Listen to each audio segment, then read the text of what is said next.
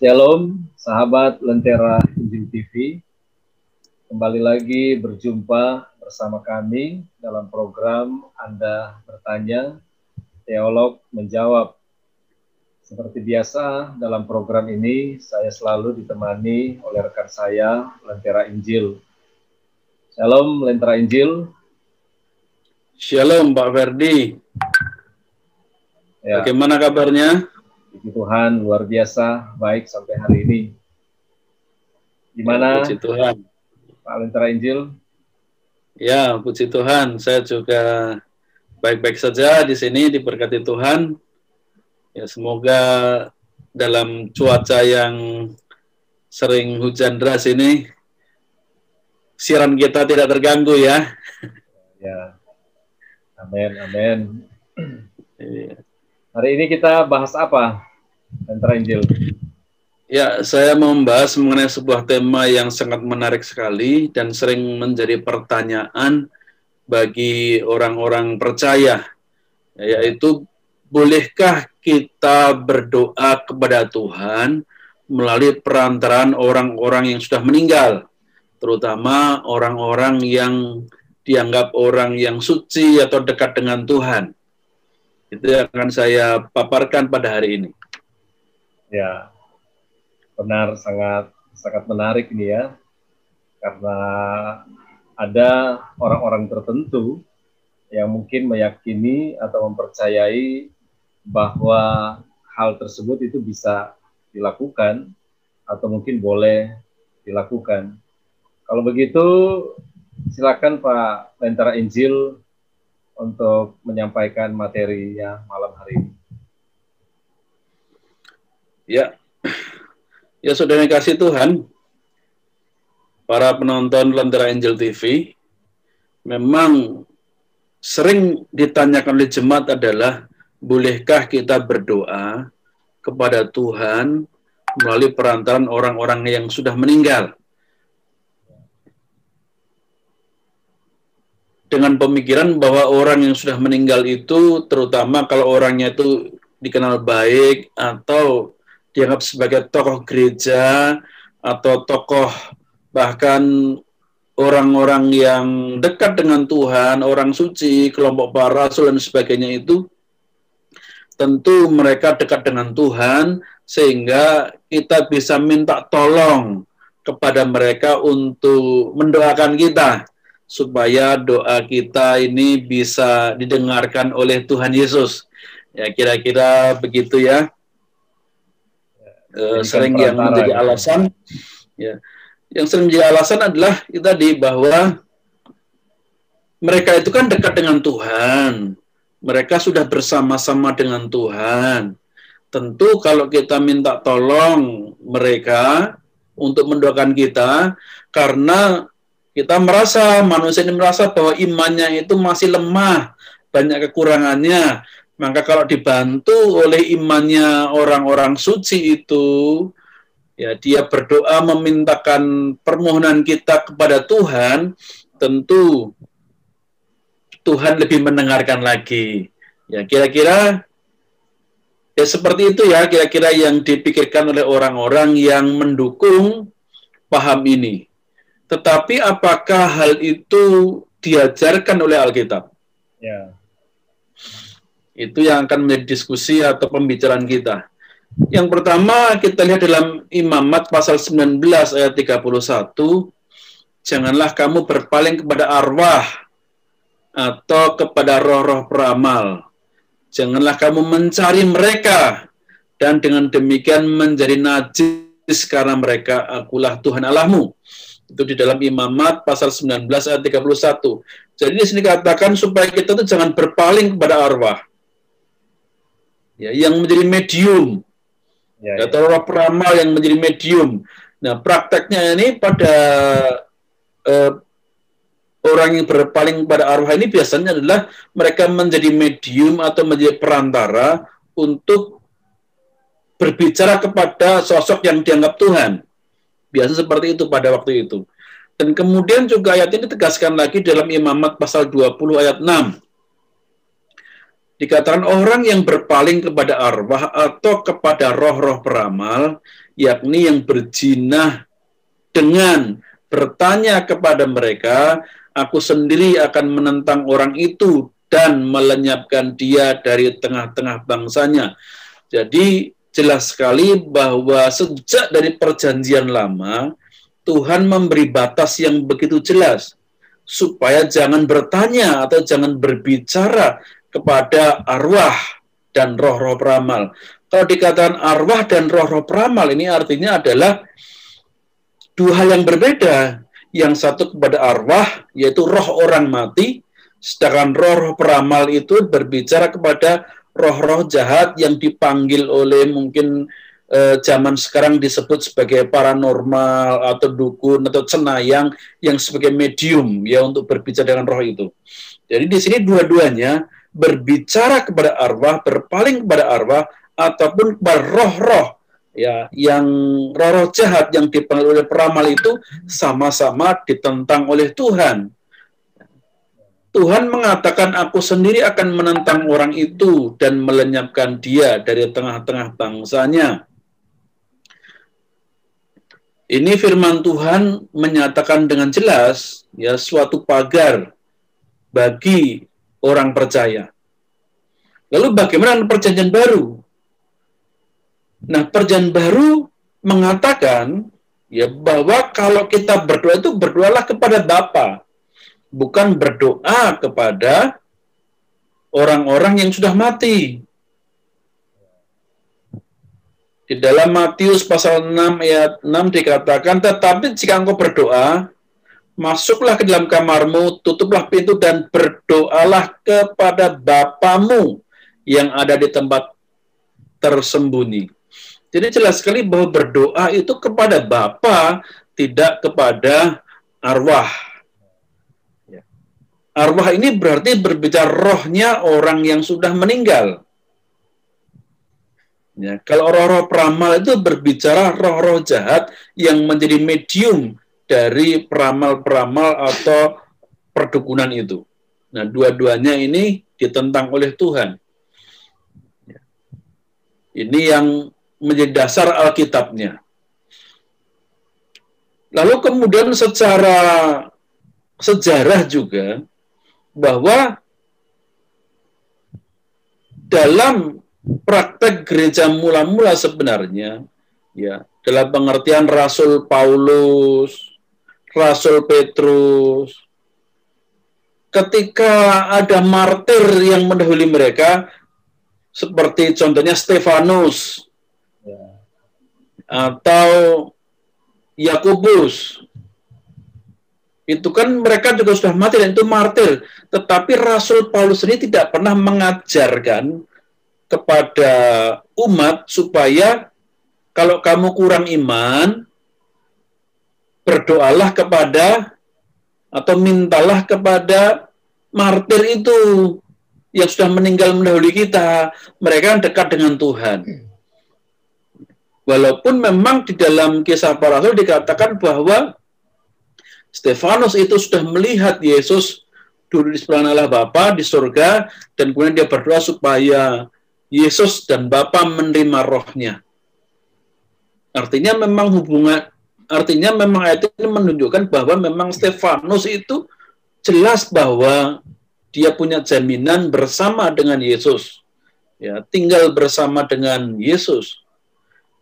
Namun rasul-rasul yang masih hidup, sampai Yohanes yang hidupnya yang paling lama, sampai mungkin 90 Masehi, atau mungkin bahkan ada yang mengatakan 100 Masehi, masih hidup, ya yang paling hidupnya paling lama, Rasul Yohanes ini, tidak juga mengatakan kepada jemaat, supaya berdoalah kepada Petrus, kepada Paulus, untuk melalui mereka sebagai perantaranya. Karena mereka sudah dekat dengan Tuhan. Nah, tidak ada satu ayat pun ya, perintah atau nasihat dari para rasul-rasul ini untuk berdoa melalui martir-martir itu. Memang ada biasanya alasannya mereka itu adalah ya mereka sudah dekat dengan Tuhan. Tentu saja mereka bisa menyampaikan doa kita. Begitu Pak Ferdi. Ya. Jadi jelas ayatnya ini, baik perjanjian lama maupun perjanjian baru, menentang untuk supaya kita berdoa. Baik perjanjian lama maupun perjanjian baru ini menolak atau tidak mengajarkan mengenai berdoa kepada arwah, kepada roh orang mati, ataupun berdoa melalui orang-orang yang sudah mati itu, sesuci apapun orang itu. Demikian Pak Ferdi. Oke, baik. Terima kasih untuk penjelasannya dari Lentera Injil. Jadi alasan apapun, sesuci apapun orang itu, kalau dia sudah meninggal, tidak bisa dijadikan perantara bagi kita untuk berkomunikasi dengan Tuhan, ya. Seperti yang dijelaskan oleh Lentera Injil. Nah, ada janji di dalam firman Tuhan yang mengatakan bahwa ketika kita percaya kepada Tuhan Yesus, percaya kepada Kristus, kita ada jaminan itu kebangkitan. Bahwa orang yang sudah mati itu bisa dibangkitkan lagi. Sebagaimana saya dengan Lentera Injil yang saat ini sedang berkomunikasi, ya saya bisa saja meminta bantuan kepada Lentera Injil untuk berdoa untuk saya kepada Bapa di surga. Nah, orang-orang yang mendukung teori ini, yang mendukung bahwa kita bisa berdoa melalui atau perantara dari orang-orang yang sudah meninggal, karena mereka menganggap bahwa orang yang sudah meninggal ini, itu ada jaminan mereka itu tidak mati, tapi dibangkitkan. Jadi bagi mereka, masih bisa kita memohon bantuan kepada mereka, walaupun sudah mati, karena anggapan mereka orang itu sudah dibangkitkan kembali oleh Tuhan. Jadi kita bisa memohon bantuan doa melalui mereka. Gimana kira-kira Lentera Injil menanggapi hal ini? Ya, betul sekali. Memang Yesus mengatakan barang siapa percaya kepada Yesus, dia akan hidup dan tidak akan mati. Tapi dalam pengertian hidupnya adalah dalam bentuk roh, ya, dalam bentuk arwah. Ya, bukan hidup dengan fisiknya, ya. Bukan hidup seperti kita yang masih fisiknya itu kelihatan, melainkan mereka hidupnya itu dalam pengertian rohnya. Nah, sebenarnya ketika berbicara hidup, ya, dan mati atau binasa, ini kan sebenarnya Tuhan berbicara mengenai keselamatan. Ya, bukan berbicara bahwa dalam pengertian mereka bisa hidup dan berkomunikasi dengan orang-orang yang hidup di dunia ini. Melainkan mereka itu hidup itu adalah memperoleh keselamatan. Ya, seperti dalam Injil dikatakan, karena begitu besar kasih Allah akan dunia ini, sehingga ia telah mengaruniakan Anak yang tunggal, supaya setiap orang yang percaya kepadanya tidak binasa, tidak mati, melainkan beroleh hidup yang kekal. Ini berbicara keselamatan, bukan dalam berkaitan karena hidup terus bisa komunikasi dengan orang yang masih hidup secara fisik begini. Itu yang pertama, ya Pak Ferdia. Pengertian hidup yang Tuhan sampaikan ini pengertiannya keselamatan, dan mereka hidup secara arwah atau secara roh. Nah, orang yang hidup secara roh ini, firman Tuhan sudah jelas katakan tadi, jangan berbicara, jangan bertanya, jangan berpaling kepada mereka yang hidupnya sebagai arwah. Ya, tentu saja dalam kitab Imamat pasal 19 ayat 31 maupun 20 ayat 6 tadi, ketika berpaling kepada arwah itu bukan arwah yang mati, tapi arwah yang hidup. Tetapi Tuhan mengatakan jangan bertanya kepada mereka, jangan berbicara kepada mereka. Aku menentang orang itu dan melenyapkan dia dari tengah-tengah bangsa. Nggak mungkin dong arwah yang sudah meninggal, arwahnya itu mati, bukan orangnya ya, tapi arwah orangnya itu mati. Lalu diajak ngomong kan nggak mungkin. Tentu arwah itu yang bisa menghidup. Arwahnya itu dengan mempunyai kehidupan, ya, dan bisa berkomunikasi, bisa berbicara dengan manusia. Nah, kalau dikatakan jangan kamu berpaling kepada arwah, itu bukan berarti arwah itu bisa berkomunikasi dengan manusia. Justru di sini adalah ada bahaya bahwa yang datang menyerupai arwah itu adalah setan, iblis, kuasa kegelapan. Karena iblis itu bisa menyamar sebagai malaikat terang. Arwah itu bisa melihat manusia yang wujud fisik, tapi manusia tidak bisa melihat arwah itu. Ya. Kita nggak tahu itu benar nggak itu arwah orang suci.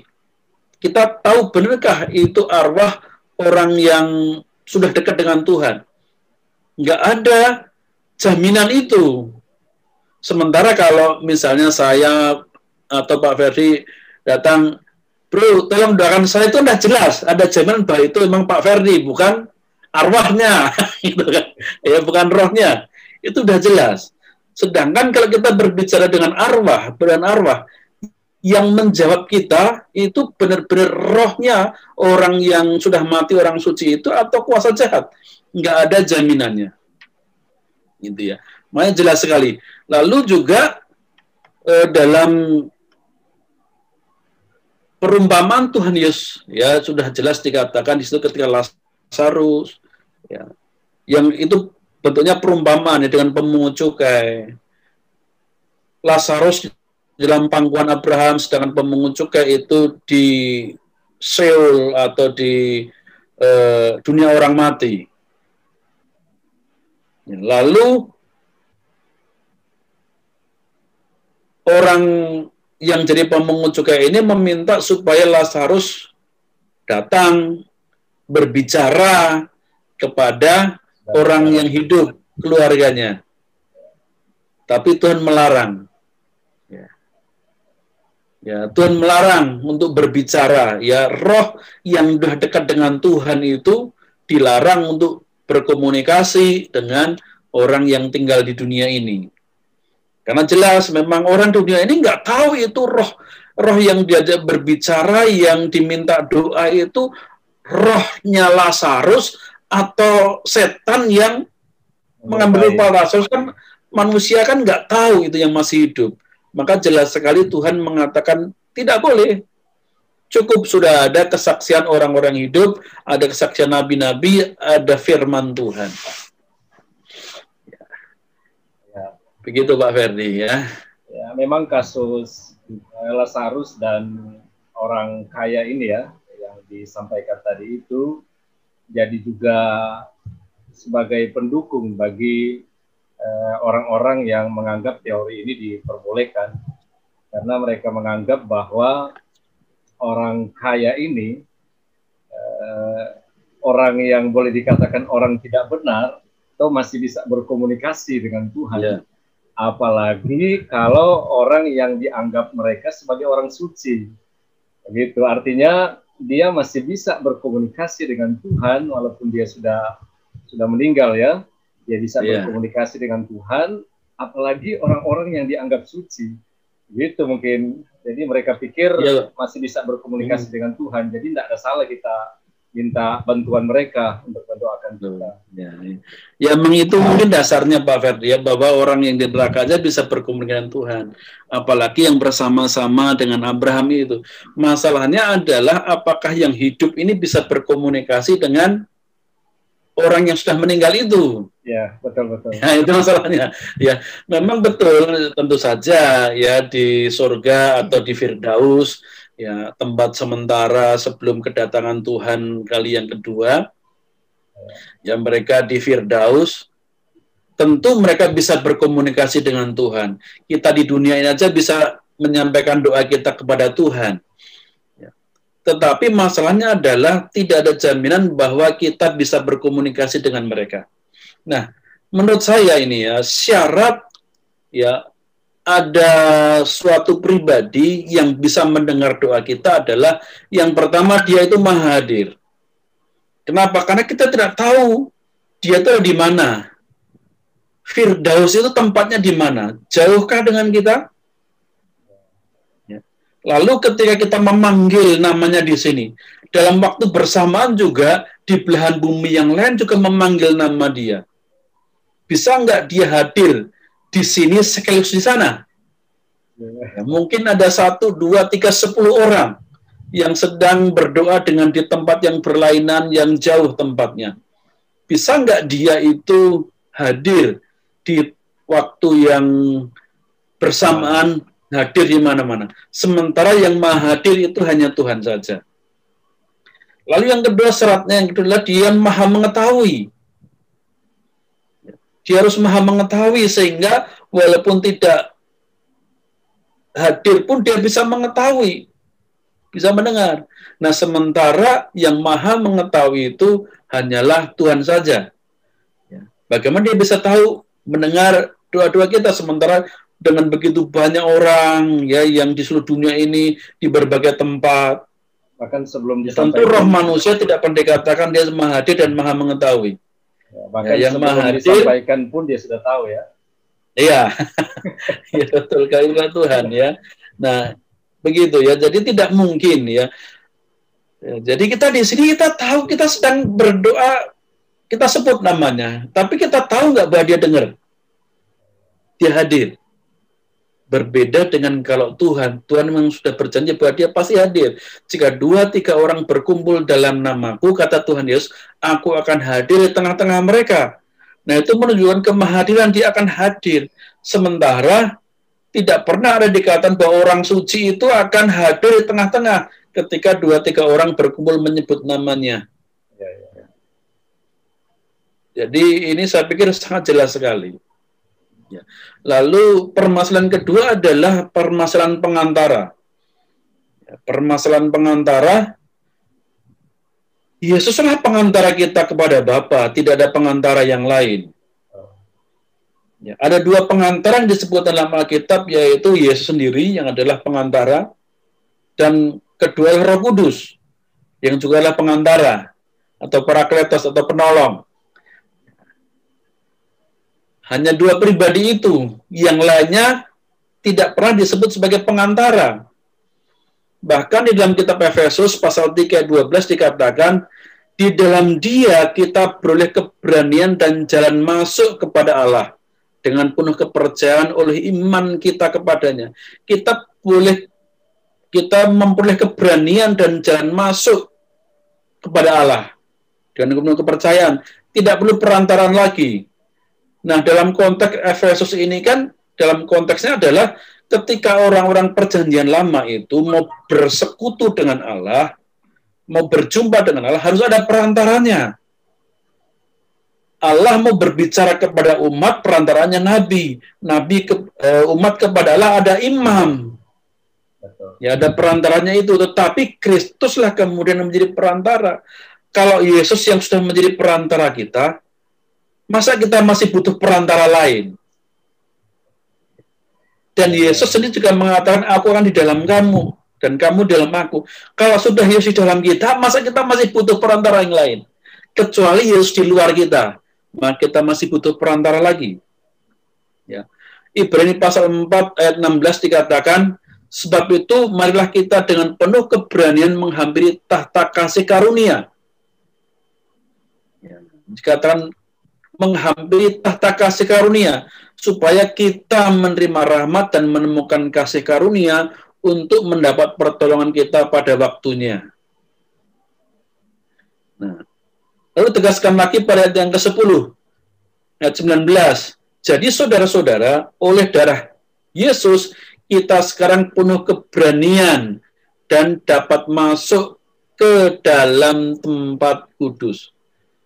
Ibaratnya begini ya, kita sudah menghadap Sang Raja. Dan Sang Raja itu menanti-nantikan untuk berbicara dengan kita. Tuhan itu sudah rindu untuk mendengar suara kita. Untuk mendengar doa-doa kita. Tetapi malah kita sampaikan kepada orang lain.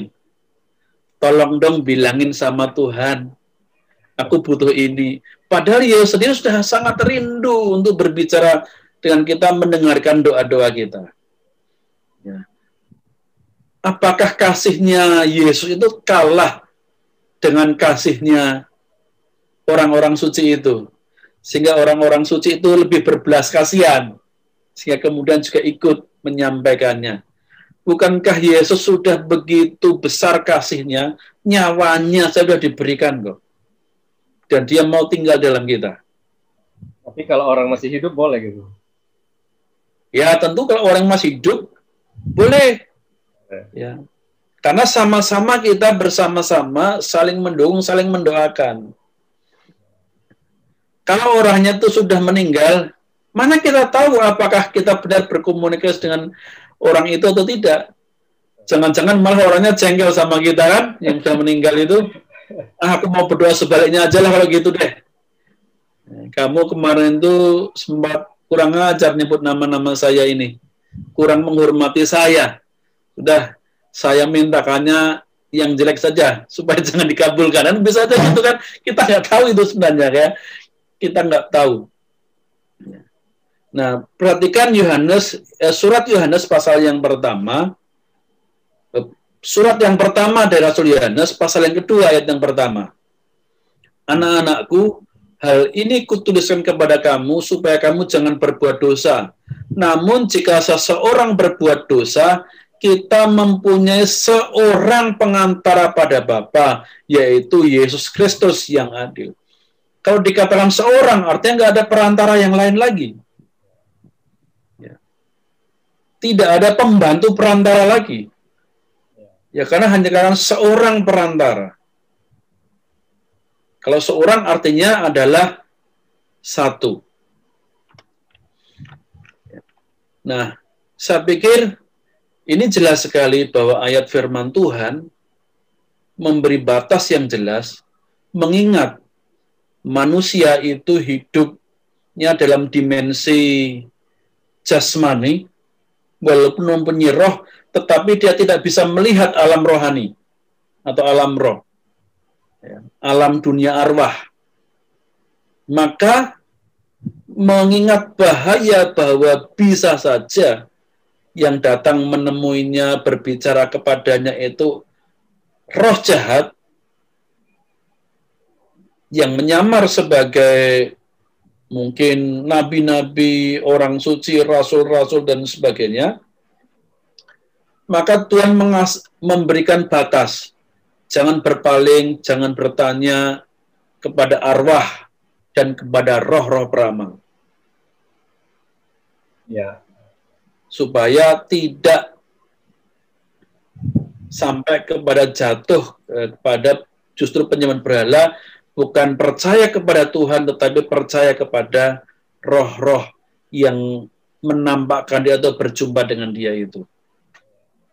Demikian yang bisa saya sampaikan, Pak Ferdi. Ya, tapi bagaimana dengan orang ya yang mempercayai hal ini ketika dia meminta bantuan atau perantara melalui seseorang yang sudah meninggal, yang dianggap orang suci, tetapi sepertinya apa yang dia minta itu bisa terrealisasi.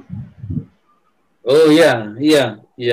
Yang pertama tentu saja begini Pak Ferdi ya. Yang pertama, bahkan orang yang penyembah berhala sekalipun, orang yang tidak percaya Yesus sekalipun, mereka juga mempunyai pengalaman permohonannya dikabulkan. Tentu saja yang menjadi alat ukur adalah bukan pengalaman pribadi kita.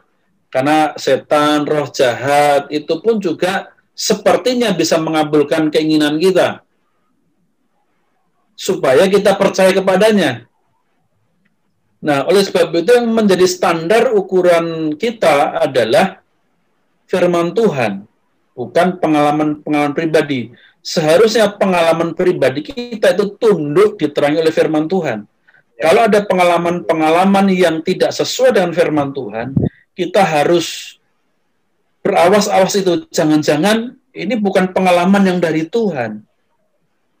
Nggak mungkin Tuhan itu melanggar firman-Nya sendiri. Tidak mungkin Tuhan tidak konsisten dengan firman-Nya sendiri. Tuhan pasti konsisten dengan firman-Nya sendiri. Kalau demikian, yang pengalaman yang ketika dia berdoa kok dipenuhi, bisa jadi itu bukan dari Tuhan. Ya, bisa jadi dari Tuhan. Ya. Lalu yang kedua memang bisa jadi dari Tuhan karena Tuhan yang Maha Pengasih. Ya. Tuhan bukan batu. Karena dia memang Maha Pengasih dalam pengertian ada belas kasihan Tuhan juga untuk menolong orang itu. Tetapi kita tidak tahu apakah itu dari Tuhan atau dari roh jahat. Ya, kita tidak tahu itu. Nah, akhirnya kita malah diselewengkan dengan pola ibadah yang keliru. Ya, makanya sebenarnya di dalam kehidupan orang percaya itu memang perlu menjaga 3 hal. Ya, ortodoksi yaitu pengajaran yang lurus, yang benar. Ortopraksi yaitu perilaku yang lurus, yang benar sudah tentang firman Tuhan, dan ortolatreia di mana kita harus juga beribadah secara benar juga kepada Tuhan. Ya. 3 hal ini tidak bisa ditinggalkan. Ya, kalau hanya yang penting ibadahnya, nyatanya saya ketika berdoa saya diberkati kok, saya dapatkan apa yang saya inginkan kok. Nah, justru kita malah bahaya kalau seperti itu. Ya, apa yang kita minta diinginkan, dikabulkan, itu malah bahaya. Ya, Tuhan menjadi seakan-akan menjadi pesuruh kita yang menyediakan apa yang kita perlukan. Betul. Bukan kita yang mentaati kehendaknya, tapi Tuhan yang suruh taat pada kehendak kita. Dan itu pasti bukan Tuhan yang taat pada kehendak kita. Ya. Jangan-jangan justru yang memenuhi keinginan kita itu bukan Tuhan yang benar. Jadi sepakat bahwa walaupun Tuhan kita pakai nama Yesus, ya. Gimana Pak Ferry? Ya. Baik. Kalau begitu bagaimana dengan kasus Raja Saul ketika dia meminta untuk mendatangkan roh atau arwah dari Samuel, dan di dalam firman Tuhan dicatat bahwa sepertinya benar Samuel yang muncul pada saat itu. Ya, itu pertanyaan sangat menarik sekali ya. Itu seakan-akan Samuel bisa dipanggil, hadir, datang lagi dan ketemu Saul. Ya, namun demikian kita perlu pahami bahwa sesungguhnya Saul sendiri itu sudah memberikan dekrit atau peraturan bahwa para peramal pemanggil arwah itu harus dihukum mati sebenarnya ya. Dia berdasarkan pengajaran hukum Taurat itu memang tidak diizinkan ada peramal itu sebenarnya dia. Jadi artinya Saul sendiri sebenarnya sudah tahu bahwa itu melanggar dari ketetapan Tuhan. Dan itu sesungguhnya kita tidak bisa mempunyai konfirmasi yang jelas bahwa roh itu benar-benar roh Samuel. Dan ini sangat menarik sekali, saya rindu untuk membahasnya secara khusus dalam sesi yang khusus ya, tentang roh Samuel ini, benar atau roh Samuel, tetapi pada saat ini saya kata itu bukan roh Samuel. Ya, itu bukan roh Samuel, karena pertama adalah Saul sendiri tidak melihat roh itu. Yang mengatakan roh Samuel itu kan adalah cenayang itu, ya, perempuan peramal itu. Dan perempuan peramal itu juga cerdik, dia tidak mengatakan itu Samuel, dia hanya mengatakan ada sesuatu yang ilahi muncul dari dalam tanah. Sesuatu yang ilahi. Jadi yang ilahi menurut peramal. Tentu saja sesuatu yang ilahi menurut umat percaya dengan sesuatu yang ilahi menurut peramal itu kan berbeda. Dan Saul tidak melihat. Lalu Saul segera mengatakan, itu pastilah Samuel. Masa Samuel itu ilahi? Dan Samuel itu kan tidak ilahi. Nah ini ya, Samuel tidak mungkin dia itu rohnya roh ilahi. Karena dialah roh manusia. Ya. Dan banyak lagi bahwa itu bukanlah roh Samuel. Kita bisa bahas lagi, tetapi yang jelas adalah ilahi yang dimaksud inilah ilahi menurut dukun itu, menurut paranormal itu, menurut penyembah berhala itu. Bukan menurut firman Tuhan. Ya, bukan menurut orang yang dekat dengan Tuhan. Itu yang bisa saya sampaikan Pak Ferdi. Ya. Menarik sekali ya. Nanti ada kesempatan berikut kita bisa membahas ini lebih dalam lagi. Ya. Saya rindu. Ya, ini kita kupas lebih dalam lagi. Ya, bukan maksud kita menyerang kepercayaan iman Kristen kita yang lain, tapi kita mau mendasarkan kepada apa sih yang Alkitab itu katakan. Ya.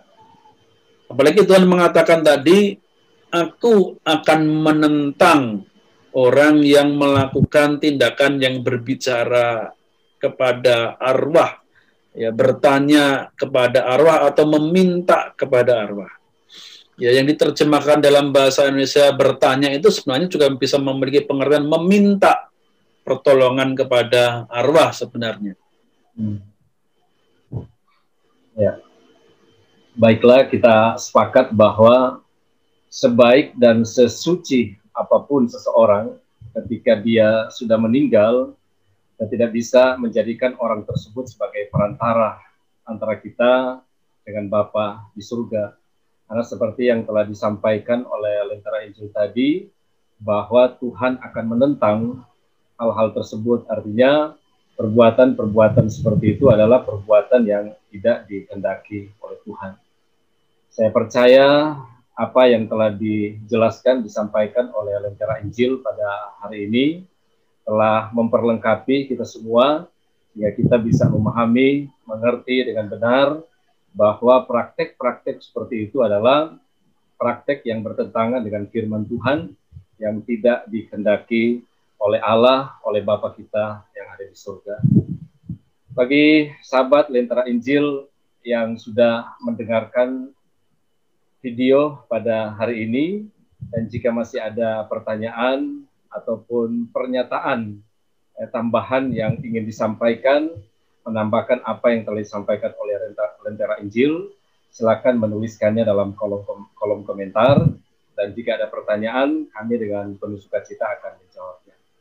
Kita akan berjumpa lagi di dalam program yang sama, dengan topik-topik yang berbeda, topik-topik yang menarik, dan tentu saja sekali lagi tujuannya untuk hormat dan kemuliaan bagi nama Tuhan. Terima kasih Lentera Injil.